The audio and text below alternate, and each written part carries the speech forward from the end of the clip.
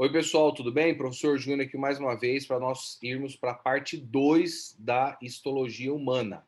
Falamos na aula anterior a respeito do tecido conjuntivo, vimos ali as suas funções e alguns tipos, e agora a gente vai estar falando sobre o tecido conjuntivo e alguns tipos de tecido conjuntivo e também as suas funções. Vamos lá então. Aqui na tela a gente tem o seguinte: a finalidade, aproximação de diversos tecidos, preenchimento dos espaços vazios entre um tecido e outro, sustentação e nutrição. Bom, quando a gente vê essa função, preenchimento dos espaços vazios entre um tecido e outro, fica parecendo que em algum momento a gente foi gerado e aí tinha espaços vazios e daí esse tecido conjuntivo apareceu depois para poder preencher.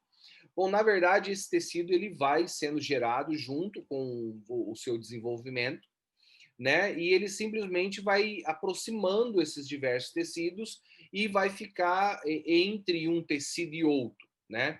Então, um dos exemplos de tecido conjuntivo é o tecido adiposo, que é o tecido que forma a gordura, né? Ali a gordura localizada, né? Ou extremamente localizada, porque o cara é gordão, né? Mas é o tecido adiposo. Então, por exemplo, o tecido adiposo ele fica entre o tecido epitelial e o tecido muscular, né? Uma vez uma aluna falou assim, professor, como que faz para a gente ter aquela barriga trincada mesmo assim, que fica quadradinho, bonitinho assim? É porque nem todo mundo tem. Na verdade, todo mundo tem a musculatura que deixa a barriga trincada. Acontece que entre o tecido epitelial e o tecido muscular, você tem uma camada de gordura. Então, você tem que fazer uma dieta ou atividades físicas para diminuir a espessura dessa camada de gordura e aí você conseguir chegar na musculatura, essa musculatura ser visível, né? Tem muita gente que tem isso. Normalmente as pessoas são magras, nunca fez uma academia na vida, mas ela é magra. Então ela não, ela tem às vezes até uma quantidade de gordura, só que mínima ali na barriga, então você consegue ver aqueles tijolinhos, né? Claro que o tecido conjuntivo, quanto mais você vai avançando a idade, mais é difícil você acabar perdendo ele, porque o seu metabolismo acaba mudando. Tem a função de sustentação também. Então, você está vendo ali, por exemplo, ó, o tecido cartilaginoso, que forma as cartilagens, dando ali a sustentação para os ossos ficarem ligados corretamente, e a própria nutrição também, né? A própria nutrição, porque você vê que o tecido adiposo, ele também é usado como fonte de energia. Assim como o glicogênio, que é um carboidrato que fica nos músculos do fígado, o tecido adiposo também é utilizado como fonte de energia. O primeiro nós temos aqui que eu coloquei seria então o tecido adiposo. Como você pode ver aqui na imagem da esquerda, você tem aqui um tecido muscular, né? Um tecido epitelial e aqui você tem um tecido adiposo. Então, aqui, claro que você está vendo nessa imagem? Você está vendo um corte do tecido muito, muito fino, né? Então, você percebe que essas gorduras aqui, elas perderam os seus núcleos ali na hora que foi cortar, né? Como é uma célula mais gorda, né? Então, quando você corta ela, você acaba cortando ali, deixando talvez o núcleo uma outra lâmina, tá? Mas esses espaços vazios, eles na verdade são as células redondinhas, que são as células de gordura, tá? Olha só, localização debaixo da pele e aparece ao redor de alguns órgãos. Então, como rins e coração. Aqui você tem a hipoderme, tá? Que seria a parte abaixo ali da pele. Esses órgãos que eles têm gordura ao redor deles serve principalmente para proteção do órgão, tá? Agora, uma coisa que você pode acontecer de algum dia você ir ao médico e o médico pediu uma ultrassom do fígado. E aí pode acontecer de você ver uma camada de gordura sobre o fígado. Isso daí não é proteção em momento nenhum. Na verdade, isso é uma doença, tá? Que é quando você acaba, dependendo da sua alimentação, aí você acaba acumulando gordura sobre o fígado. E se você não tratar e não cuidar, essa gordura ela pode deixar o fígado mais doente e causar uma cirrose sem nunca, talvez, você ter bebido uma gota de álcool, entendeu?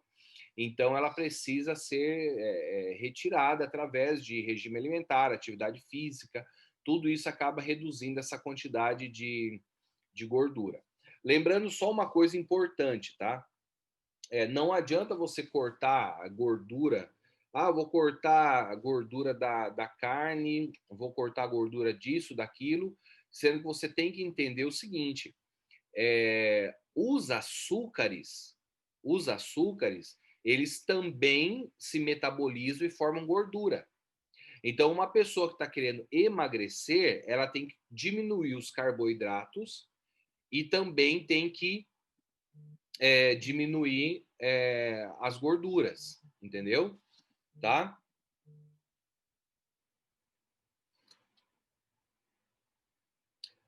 Bom, vamos lá. E qual é a função desse tecido adiposo? Aí você tem três aqui, ó. Reserva de energia. Então, como eu disse, ele funciona como fonte de energia também. Lembrando, como eu acabei de dizer, o açúcar ele também se metaboliza e transforma em gordura, tá? Então, ele forma reserva de energia. Se você jogar no deserto lá, sem energia, um gordinho magrinho, a tendência é do gordinho acabar aguentando um tempo maior, porque ele acaba consumindo a gordura como fonte de energia. Proteção contra choques, né? Então, os órgãos que possuem uma camada de gordura ao redor, e isso acaba auxiliando. Ah, professor, então quer dizer que um gordinho não vai quebrar braço, não vai acontecer nada com ele? Vai acontecer. Só que, querendo ou não, você tem uma camada ali, como se você se enrolasse de 10 cobertores ali, você ia ter uma certa proteção, né?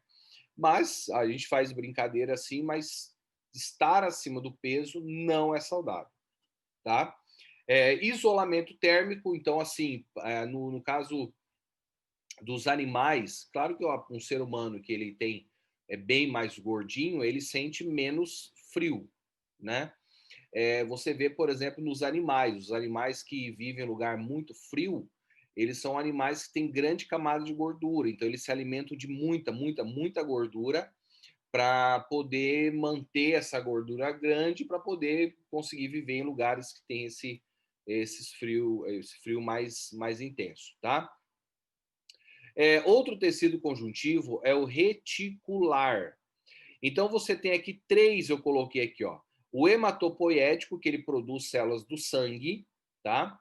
O tecido linfóide, que ele é do sistema linfático. O mieloide, que é responsável pela produção de glóbulos brancos, vermelhos e também das plaquetas, tá bom?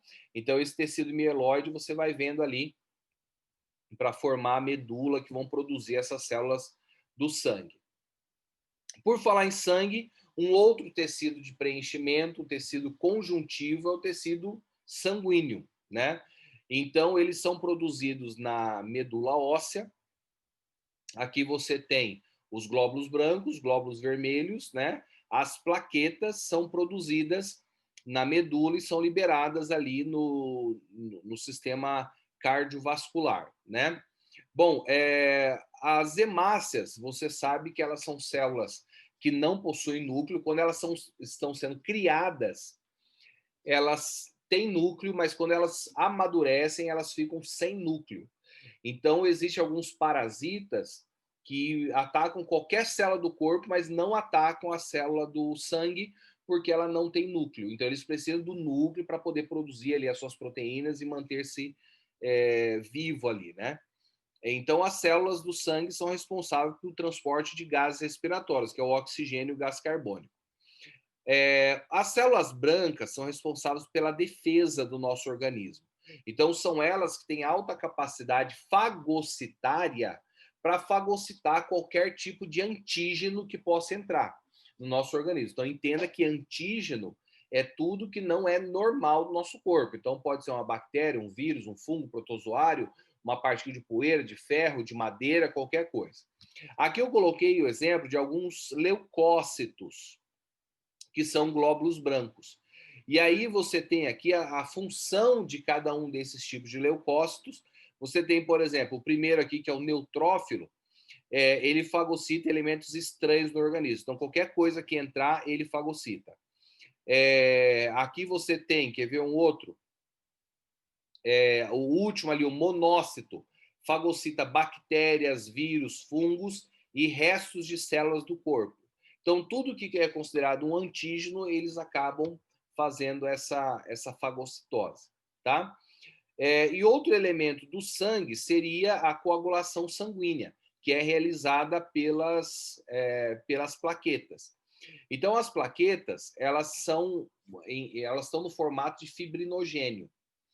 Quando acontece a extravasação de sangue, fez um corte, furou uma artéria porque entrou uma agulha para tirar sangue, qualquer coisa, ela se transforma em fibrina e ela forma uma rede de fibras impedindo com que o sangue acabe saindo. Então, na segunda imagem aqui, na imagem chamada coagulação, você vê as plaquetas agindo. Aí as células do sangue vêm, se ligam nessa fibrina e acaba formando ali que a gente conhece como externamente a gente chama de casquinha do machucado, mas seria essa coagulação do sangue. Se você retirar aquela casquinha do machucado, é provável que volte a sangrar. Por quê? Porque você tirou toda a fibrina que estava ali, né, e volta a sangrar. E sem falar que ficar tirando casca do machucado vai fazer a abertura do machucado aumentar, ficando uma cicatriz maior. Então, a fibrina, ela vai fazer essa coagulação. Você percebe que é extremamente rápido isso.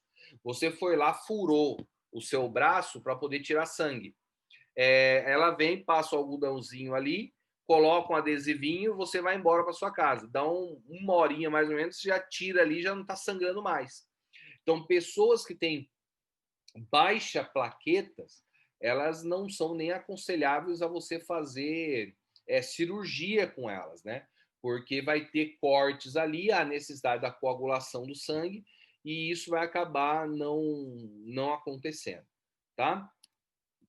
O próximo tecido conjuntivo aqui é o tecido conjuntivo linfático, tá? Ele produz a linfa. Por que nós não chamamos mais quando a gente fala de coração e veia, de sistema circulatório? Porque ele não é o único sistema circulatório do corpo, né? Ele é o sistema cardiovascular, coração, veias e artérias. Outro sistema circular que nós temos é o sistema linfático. Então, aqui ele está bem simplificado, e a linfa, além dela transportar e produzir células brancas, né, para a defesa do corpo, ela também auxilia o sangue a transportar os nutrientes pelo corpo, né? Então, são esses nódulos linfáticos que fazem parte do sistema linfático, tá? O próximo tecido conjuntivo aqui é o tecido cartilaginoso, que é aquele que forma as cartilagens que estão entre os ossos, né? Aqui do lado esquerdo, por exemplo, você tem ali uma coluna vertebral e entre as vértebras, você tem ali um tecido, uma cartilagem, né? A articulação entre esses tecidos. Então você percebe que quando a pessoa tem algum problema de desvio de coluna vertebral, você vê a complicação que é, porque você tem uma vértebra aqui e outra em cima. Se você acaba tendo um desvio na coluna vertebral por algum tipo de costume, adaptação ou desenvolvimento, você acaba amassando ali esse tecido conjuntivo, essa cartilagem, e pode acontecer de dar uma pressão maior em um lugar, afinar e começar a bater osso com osso, que é quando você vai ver estrelas e dores gigantescas, né? Aqui são os 3 problemas que a gente ouve falar, que é a escoliose, que é o desvio lateral, né? De você ficar sentado lateralmente, assim, né? A cifose, que é quando você tem na parte mais alta aqui na cervical, né? Você tem essa dobra assim, a mais corcundinha assim, e a lordose, que seria esse encurvamento na lombar, né? Uma das coisas que pode prejudicar bastante é a mochila de vocês, né? Porque a mochila, na verdade, ela precisa ter, no máximo, 10% do seu peso. Então, eu tenho 100 quilos. Se eu tiver uma mochila com mais de 10 quilos, eu já não vou ter estrutura suficiente para poder me manter ereto segurando a minha mochila. Se você ainda usa aquela mochila de lado, ainda se torna pior, principalmente vocês que ainda estão quase encerrando, mas ainda estão em processo de crescimento. Tá? Aqui, nós temos dois tipos de células no tecido conjuntivo ósseo, que é o osteoblasto e osteoclasto. O osso também é um tecido conjuntivo, também forma ali uma sustentação, um preenchimento, principalmente a função de sustentação, porque sem osso você só seria uma amontoada de gordura e carne, né? Então o tecido ósseo ele te dá essa sustentação. E existe os osteoclastos, que são células que produzem o tecido ósseo, tá? Vão produzindo as células do tecido ósseo, e o osteoclasto é a atividade fagocítica destruindo a matéria óssea, né? Então, a osteoporose é aquela doença que você acaba tendo uma grande perca de massa e densidade óssea, tá? Isso acontece muito em pessoas de idade avançada, podendo, em alguns casos, acontecer em idade mais cedo, tá bom? Bom, na próxima aula, a gente vai estar falando aqui sobre o tecido muscular, tá bom? Sobre o tecido muscular, mas eu acho que creio que dá para continuar ainda, acho que a gente tem ainda um tempinho. Vamos continuar aqui falando do tecido muscular. Bom, nós temos 3 tipos de tecido muscular. O tecido muscular estriado cardíaco, o estriado esquelético e o músculo liso. Então, funciona assim, ó. O estriado cardíaco, ele tem uma contração rápida, você percebe como que o coração se movimenta, e é uma contração involuntária, porque você não tem como parar o coração, né? Geralmente ele tem alguns discos intercalares, assim, né? E são células geralmente mononucleadas. O tecido estriado esquelético, eles são células mais longitudinais, são maiores essas células. Ela geralmente pode ter vários núcleos, e o tecido muscular esquelético é tudo aquilo que envolve o osso. Então, você tem uma contração rápida, você consegue contrair rapidamente o braço, e a contração ela é voluntária. Então, você consegue contrair, você consegue comandar isso. Já o tecido muscular não estriado, o tecido muscular liso, elas são células também num corte mais transversal ali, como você está vendo no corte, né? Mas são células que você tem a contração mais lenta e é uma contração involuntária. Involuntária. Então, por exemplo, são células do tubo digestório, do intestino. Então, você não consegue fazer aqueles movimentos peristálticos que vão mandando o bolo alimentar, você não consegue fazer ele parar. E ele precisa ser lento exatamente para dar tempo do intestino realizar todas as suas funções. E por último aqui, o tecido nervoso, né? Que é composto principalmente pelo quê? Pelos neurônios, né? Então, nós temos neurônios de muitos tipos. De uma forma mais tradicional, a gente tem esse neurônio que você está vendo aqui. Então, do lado esquerdo aqui, você está vendo o corpo celular e você está vendo aqui os dendritos, tá? Que são esses prolongamentos aí do citoplasma, que vai ser a ligação para outros neurônios, né? Aí você tem o axônio, que é esse corpo maior aqui. Aí ele tem essa bainha de mielina. Nem todos os neurônios têm bainha de mielina.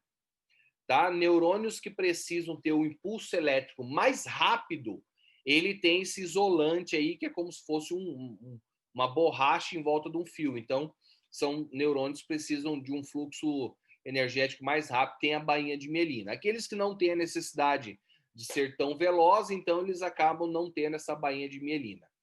Aí você tem o nódulo de Ranvier, que seria a ligação entre uma bainha de mielina e outra, e a célula de Schwann, que é a célula que forma cada um desses axônios. E no final você tem o terminal do axônio, tá? É onde acontece as sinapses. Por quê? Como que são ligados eles?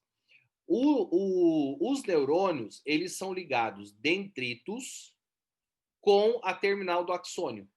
Então, se eu colocasse, por exemplo, aqui, olha meu cursor, outro neurônio aqui, onde estou passando meu cursor, ele seria o corpo celular cheio de dendritos.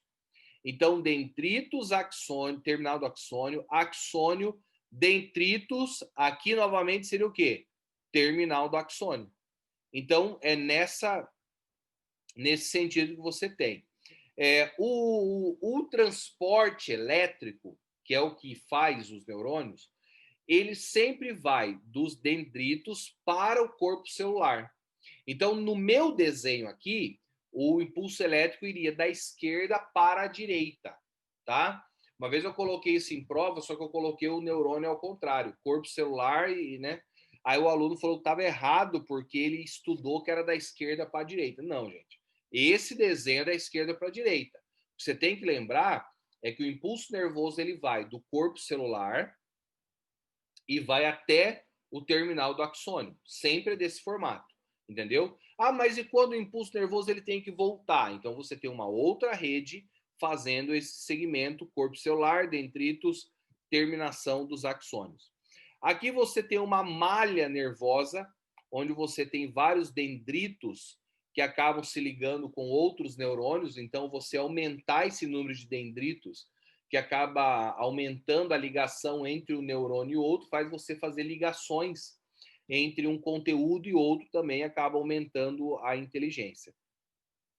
E aqui você tem a transmissão do impulso nervoso, como eu disse para vocês, que vai dos dendritos até o terminal do axônio. Aqui está um exemplo de um neurônio sendo ligado diretamente com um músculo para movimentar o músculo, dar alguma reação. Tá bom? Pessoal, por hoje é só então.